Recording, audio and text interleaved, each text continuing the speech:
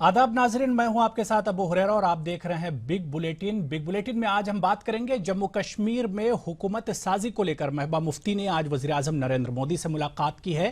क्या वाकई में सरकार बनेगी अब जम्मू कश्मीर में? बड़ा सवाल उठता है। आज इसी इशू पर हम बिग बुलेटिन में बात करेंगे।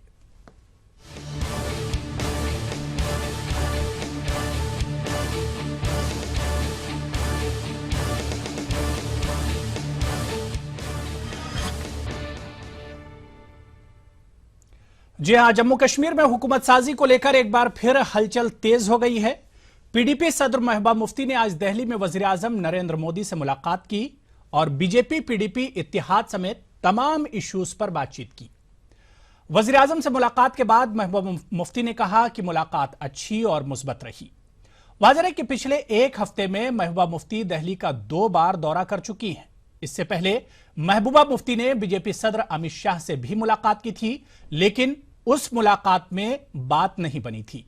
आज वजीर आजम से मुलाकात के बाद महबूबा मुफ्ती पर उम्मीद एक तरह से नजर आई और उन्होंने कहा कि आने वाले जुमेरात को यानी 24 मार्च को श्रीनगर में पीडीपी अरकान असेंबली की एक मीटिंग होगी, जिसमें हुकूमत साजी को लेकर आगे की हिकमत अमली तैयार की जाएगी। खैर, अब आने वाले 8 अप्रैल तक दोनों पार्टियों के पास सरकार बनाने के लिए आखिरी मौका है। वहीं जम्मू कश्मीर के साबिक वजीर आला उमर अब्दुल्ला ने रियासत के गवर्नर एनएन वोहरा से मुलाकात की और रियासती असेंबली को तहलील करने की दरख्वास्त की। यानी कुल मिलाकर कहा जा सकता है कि रियासत में हुकूमत साजी को लेकर हलचल अब अपने शबाब पर है और आने वाले दिन रियासत में हुकूमत साजी के लिए काफी अहम होंगे। लेकिन अब देखना यह दिलचस्प होगा कि ऊंट किस करवट बैठता है। बिल्कुल, इस पूरे इशू पर हमारे साथ बातचीत करने के लिए खास मेहमान जुड़ेंगे, लेकिन उससे पहले रियासत की जो बड़ी पार्टियां उनका क्या कुछ कहना है और आज वजीर आजम से मुलाकात के बाद महबूबा मुफ्ती का रिएक्शन क्या कुछ था, वो हम आपको पहले सुनवाई देते हैं।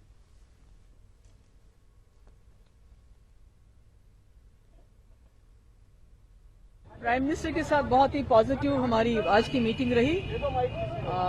It was a very positive meeting और पिछले जो 2-2.5-3 महीने से थोड़ा सा स्टेलमेट वगैरह चल रहा था, तो आज मैं मुतमईन हूँ। प्राइम मिनिस्टर के साथ मिलने के बाद मैं मुतमईन हूँ। देखिए, बेसिकली मैंने लेजिस्लेटिव पार्टी की मीटिंग बुलाई है। I have called a legislative party meet on Thursday. तो since my party had authorise me कि आप जो डिसीजन लेंगी, तो इसलिए मैं वापस जाऊंगी अपने लेजिस्लेटर्स के पास और वहां बैठ के हम आगे क्या करना है, कैसे चलना है, उसका फैसला करेंगे। जब महबूबा जी का जो स्टेटमेंट आया है, उनके मन में कुछ बात होगी। हमारे राष्ट्रीय अध्यक्ष जी से उनकी बातचीत हुई, उन्होंने कहा कि एक अच्छी बात हुई। प्रधानमंत्री जी से वो कर्टसी कॉल करना चाहती थी या कोई बात करना चाहती, हमारे ध्यान में नहीं है, लेकिन उनसे मिली हैं और एक अच्छी बात है। उन्होंने जो बाहर आके जो उन्होंने अपना वक्तव्य दिया है, ये स्वागत योग्य वक्तव्य है। भारतीय जनता पार्टी का जहाँ तक प्रश्न है, हम तो पहले दिन से हम कह रहे थे कि हमने बड़ी मेहनत के साथ दोनों पार्टीज़ के जो शीर्ष नेतृत्व है, उनके आशीर्वाद से, उनकी डायरेक्शंस के बाद जो है ये एजेंडा ऑफ अलायंस बना था और उसके आधार पर 10 महीने हमने काम किया। और ये मुहावरा बड़ा फिट बैठता है पीडीपी के, जो ये सारा ड्रामाबाजी हुई, खोदा पहाड़ निकला चूहा वो भी मरा हुआ। निकला क्या वहाँ से? 2.5 महीने जाए और अपनी बेइज्जती करवाई, अपनी जमात की बेइज्जती करवाई। पहले डिक्टेट कर रहे थे, कह रहे टर्म्स को महबूबा जी नहीं मान रही है, अब बीजेपी डिक्टेशन कर रही है और बीजेपी के डिक्टेशन पे आप इसे मान लिया।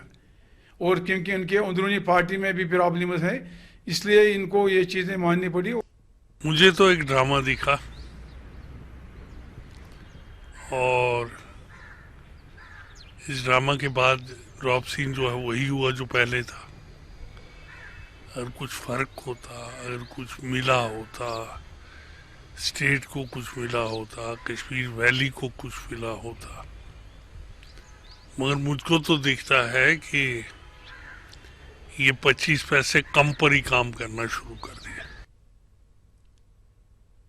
तो बिल्कुल, महबूबा मुफ्ती की वजीर आजम से आज मुलाकात पर अगर रियासत की जो पार्टियां, अगर उनका हम रद्द अमल देखें तो एक तरह से मिला जुला रद्द अमल है और तमाम पार्टियां इसे जाहिर सी बात है एक शक की नज़र से देख रहे हैं। और पीडीपी का जाहिर सी बात है, जिस तरह से अगर एनसी का रिएक्शन हम देख लें या कांग्रेस का रिएक्शन देख लें तो यही निकल कर आता है कि 2.5-3 महीने रियासत में जो चला एक तरह से ड्रामा था और इसमें अब कहीं ना कहीं पीडीपी एक तरह से झुकी हुई नजर आ रही है। जिस तरह से पीडीपी ने मुलाकात की, हालांकि इससे पहले 2-4 रोज पहले अमित शाह से भी महबूबा मुफ्ती ने बात की थी, लेकिन बात नहीं बन पाई थी। अब वजीर आजम से मुलाकात हुई है और अब देखना दिलचस्प यह होगा कि 24 मार्च को यानी आने वाले जुमेरात को पीडीपी अपने अरकान असेंबली की एक मीटिंग करने जा रही है। उस मीटिंग में क्या कुछ निकल कर आता है, यह मीटिंग जम्मू कश्मीर में हुकूमत साजी को लेकर काफी अहमियत की हामिल मानी जा रही है। अब सबकी नजर इस मीटिंग पर लगी हुई है कि आखिर इस मीटिंग से क्या कुछ निकलकर सामने आता है। क्या वाकई में जम्मू कश्मीर में नई हुकूमत बनने जा रही है और बीजेपी और पीडीपी का जो इत्तेहाद अब तक जो चला आ रहा था, क्या वाकई में वो इत्तेहाद एक बार फिर से मजबूत हुआ है और बीजेपी और पीडीपी ही आने वाली सरकार जम्मू कश्मीर में बनाने जा रही, ये बड़ा सवाल उठता है। लेकिन सवाल कई तरह के उठ रहे हैं और कई तरह के सवाल हैं कि आखिर जम्मू कश्मीर जिस तरह की एक हसास रियासत है, ऐसे में क्या रियासत में 2.5-3 महीने हुकूमत और सरकार नहीं रही, ऐसे में क्या है कि ये बड़ा लूप होल हो सकता है या सरकार बनाने में इतनी देरी आखिर क्यों हुई है, और अगर सरकार रियासत में नहीं तो नुकसान किसका है। जाहिर सी बात है कि अवाम का ये बड़ा नुकसान है। लेकिन सवाल यह भी उठता है कि क्या महबूबा मुफ्ती ने अब एक तरह से अपने अरकान असेंबली के दबाव में महबूबा मुफ्ती और पीडीपी थी और उसके चलते उन्होंने आज वजीर आजम से मुलाकात की और अब हुकूमत बनाने को लेकर एक तरह से पीडीपी सोच रही और 24 तारीख को कोई ना कोई नतीजा निकल सकता है।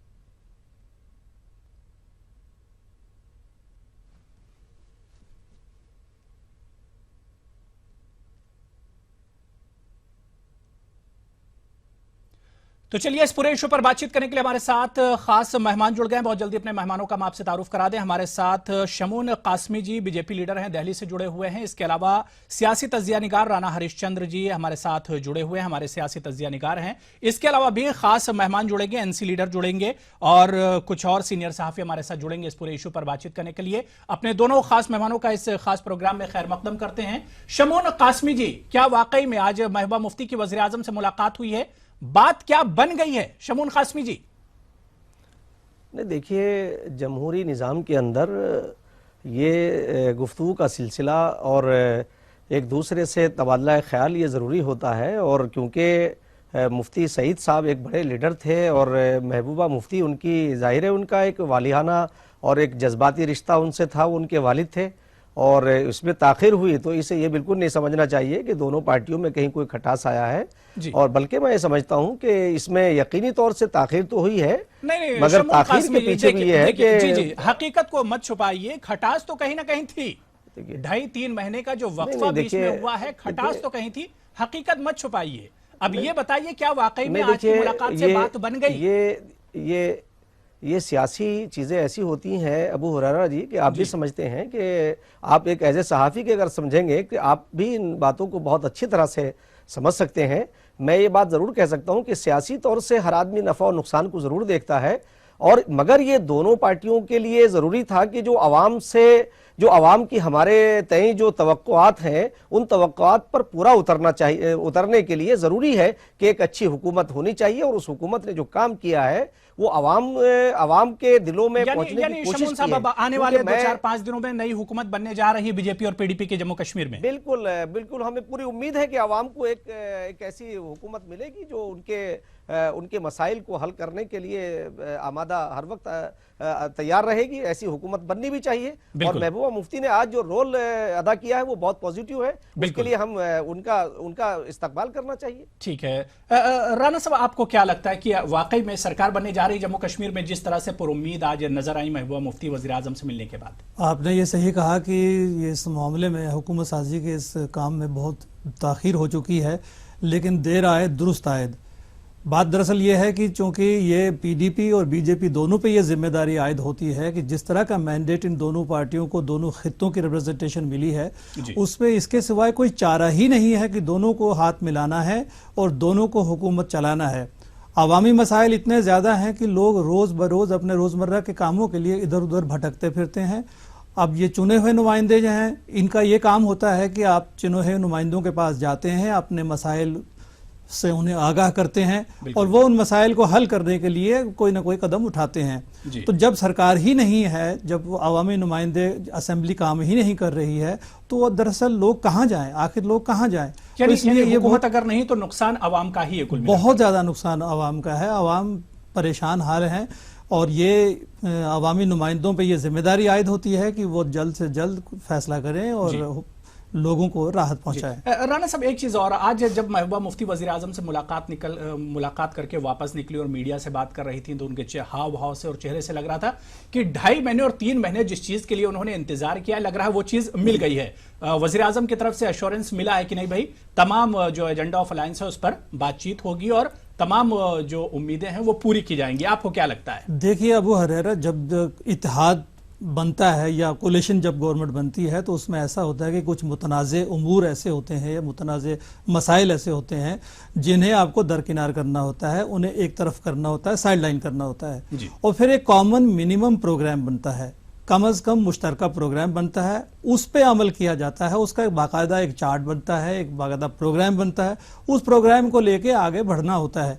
लेकिन अगर आप कंट्रोवर्शियल इश्यूज जो हैं, जो बीजेपी के कुछ कंसर्न्स हैं या बीजेपी के कुछ ऐसे इशू हैं जो पीडीपी के कंसर्न्स हैं, अगर आप उसी पे अटके रहेंगे, उन्हीं मामलात पे अटके रहेंगे तो फिर आप आगे नहीं बढ़ सकते हैं। इसमें तो आपको पीछे एक कदम खींचना पड़ेगा और दूसरी पार्टी को भी एक कदम पीछे खींचना पड़ेगा। दोनों हाथ से ही बजेगी। जी ठीक है। शमून कासमी साहब, आपके पास आना चाहेंगे कि अगर एजेंडा ऑफ अलायंस की बात की जाए तो इसमें बहुत सी चीजें ऐसी हैं, चाहे वो अफसपा की बात कर लीजिए, दूसरे और बड़े इश्यूज हैं जो जम्मू कश्मीर में एक तरह से देखा जाए बड़े हसास इश्यूज हैं। अगर बीजेपी क्या तमाम इश्यूज पर एक तरह से राजी हो गई, क्या माना जाए?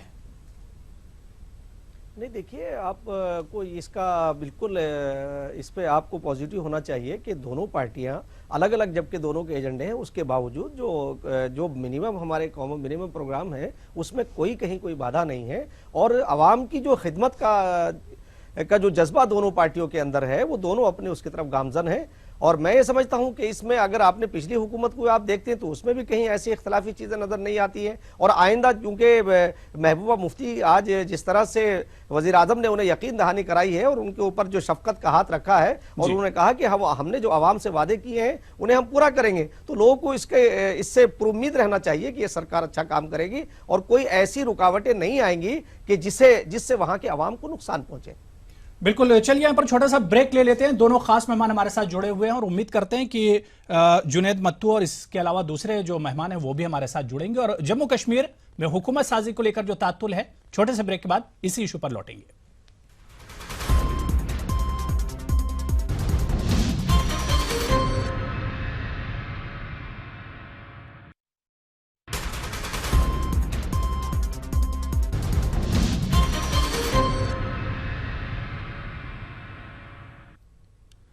तो बिग बुलेटिन में आज हम बात कर रहे हैं कि जम्मू कश्मीर में हुकूमत साजी को लेकर हलचल तेज हो गई है। क्या वाकई अब महबूबा मुफ्ती की वजीर आजम से मुलाकात हुई और ऐसे में क्या अब सरकार बनती नजर आ रही है? आज इसी इशू पर बात कर रहे हैं।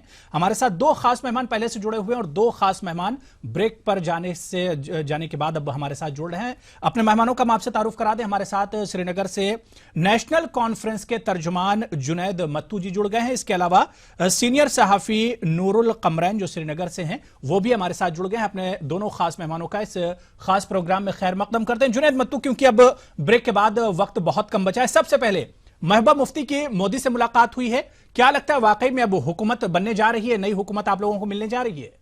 जुनैद। तासुर तो यही है, जो बयानात पीडीपी से आए हैं, अभी बीजेपी के जो जनरल सेक्रेटरी हैं राम माधव जी, उन्होंने भी एक साफ बयान दिया है, लगता यही है। लेकिन आप देखिए पिछले 2.5 महीने से बहुत कॉन्फ्लिक्टिंग सिग्नल मिल रहे हैं। कभी पीडीपी कह रही है हमने इनसे कॉन्फिडेंस बिल्डिंग मेजर तलब किए हैं, मांगे हैं, कभी कहते हैं कि नहीं जी हमने इनसे कोई नई चीज़ नहीं मांगी है।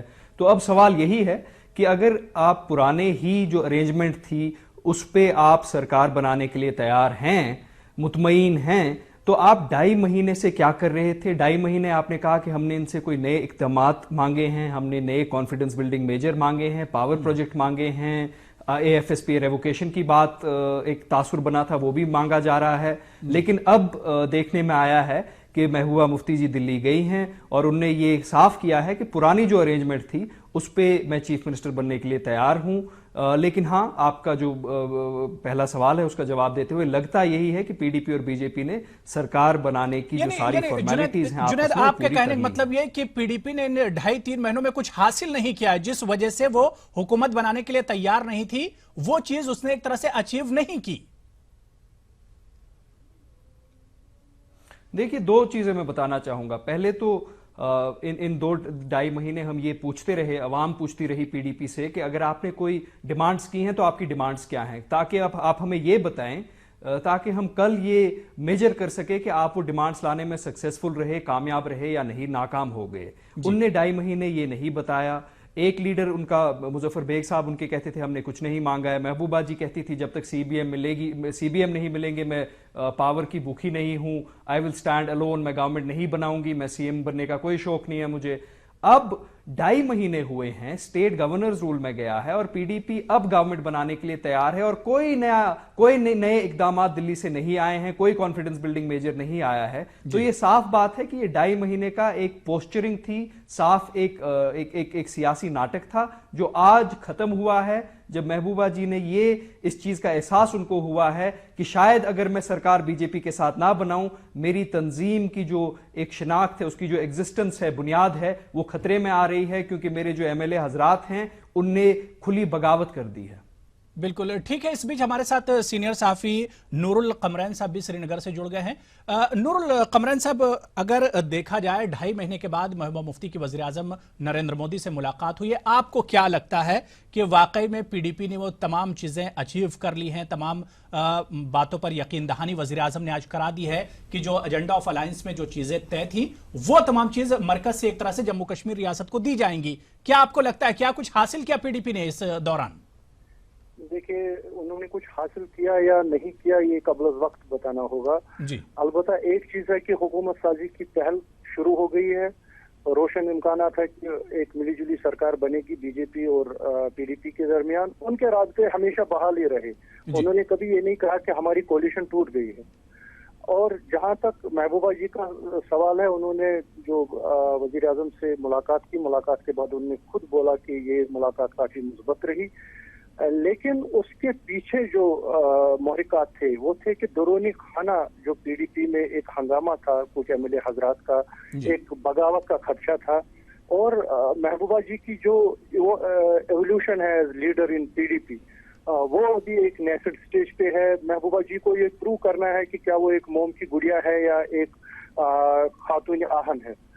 तो जब बीजेपी के साथ उन्होंने मखसूस सरकार बनाई, उस वक्त मुफ्ती साहब थे, उनके पास एक तजुर्बा था, एक एक्सपीरियंस था, वो जानते थे कि अपने फोल्ड को कैसे चलाना है, अपने आदमियों को कैसे चलाना है। Mehbooba Mufti is facing problems on many fronts, internal problems and external problems. जहां तक वादों का ताल्लुक है, नई दिल्ली और श्रीनगर के दरमियान वादे मरहूम शेख मोहम्मद अब्दुल्ला से डॉक्टर फारूक अब्दुल्ला तक, और डॉक्टर फारूक, तो लग रहा है लाइन ड्रॉप हो गई है नूरुल कमरैन साहब की।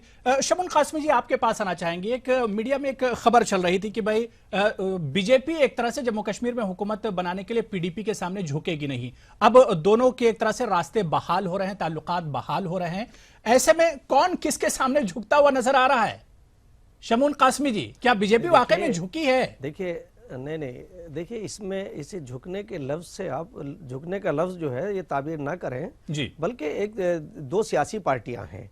दो सियासी पार्टियां हमेशा ये कोशिश करती हैं कि हम आवाम को किस तरह से एक अच्छी गवर्नेंस दें और अच्छी हुकूमत दें। और उसके लिए अगर कोई ऐसा आया, जैसे महबूबा मुफ्ती के सामने ये नहीं था कि वो उनके सामने एक सबसे बड़ा मसला ये था कि उनके वालिद मोहतरम जो इतने सीनियर लीडर थे हिंदुस्तान के, उनकी डेथ हुई, यकीनी तौर से वो सदमे में थी, और उसमें बहुत सारी बातें उनके पेश नज़र रही होंगी कि अपनी पार्टी का, वो उनका अपना अंदरूनी मामला है कि किस तरह से अपनी पार्टी को मजबूत करेंगी और किस तरह से मुत्तहिद रखेंगी। हमारा मामला तो सिर्फ ये है कि क्योंकि बीजेपी वहाँ के अवाम से जो किए हुए वादे हैं और जिस अंदाज से वहाँ उनकी जो प्रोग्रेस रही है, उसे चाहते हैं कि वो अवाम के सामने ये चीज जाहिर हो कि हम उसके लिए कोशा हैं। तो बीजेपी ने किसी वक्त भी, बीजेपी की लीडरशिप ने इस बात का कहीं भी कोई इम्कान नहीं आने दिया कि वो ये कहें कि वो वहां के अवाम से किए हुए वादे बिल्कुल वो कहीं आकर के कहीं महबूबा मुफ्ती को कहीं परेशान कर रहे हो,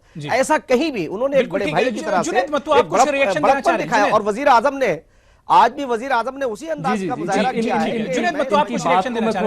इनकी बात को मैं पर्सपेक्टिव में डालूं जी, इनकी बात को मैं थोड़ा पर्सपेक्टिव में डालूं। महबूबा मुफ्ती जी ने ऑन रिकॉर्ड ये कहा था कि बीजेपी के साथ जाना एक अनपॉपुलर डिसीजन था। उसका मतलब क्या है? उनने ये कहा था दैट बीजेपी ने ह्यूमिलिएट किया मुफ्ती साहब को, पिलर टू पोस्ट उनको दुड़ाया 10 महीने, उनने एजेंडा ऑफ अलायंस पे जो किए गए वादे थे उनको पामाल किया। तो ये मैं भी आ सकता हूं।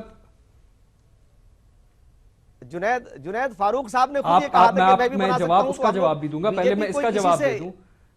आएंगे शमून साहब, आएंगे आपके पास, पहले जुनैद बात पूरी कर लें। आएंगे। नहीं, फारूक साहब ने ऐसा नहीं कहा था, फारूक साहब ने ऐसा नहीं कहा था। उनने बीजेपी को एक अनपॉपुलर डिसीजन करार दिया कि आप अनपॉपुलर ऑप्शन हैं। उनने बीजेपी को यह कहा आप अपने सारे किए गए वादों से मुकर गए हैं, और उनने यह कहा कि जब तक आप नए इकदामात नहीं उठाएंगे, कॉन्फिडेंस बिल्डिंग मेजर नहीं उठाएंगे, ये उनके वर्ड्स थे जब वो गवर्नर साहब से मिले उसके बाद, तब तक हम गवर्नमेंट बनाने का सोच भी नहीं सकते। तो अब ये एक टाइम आ गया है कि हमें प्राइम मिनिस्टर्स ऑफिस बताए कि आपने नए कंसेशंस दिए हैं पीडीपी को, पीडीपी ने क्या नए कंसेशंस मांगे थे। लोग बेवकूफ नहीं है कि 2.5 महीने आप कहें कि नहीं जी, जब तक हमें नई कोई चीज ना मिले, शे ना मिले, तब तक हम हुकूमत नहीं बनाएंगे। ठीक है शमून साहब, चलिए आप रिएक्शन दे दीजिए, सिर्फ 1 मिनट का ही टाइम बचा है। राणा साहब के पास भी आना है। शमून साहब, जुनैद साहब आप और फारूक साहब का मैं बताऊं, उन्होंने कभी ऐसा नहीं कहा है। ये सरासर जो सेंटर की सरकार है वो बहुत पॉजिटिव रहेगी, और वहां जो जिस तरह से वहां मुस्लिम एरियाज से जो हमारे जो एमएलएज निकल करके आए हैं, उनसे ये तवक्कात जो पब्लिक ने लगाई थी, वो उस पर मैं भी उसकी फीडबैक लेता रहता हूं खुद। यानी आपके डूडा से एक मुस्लिम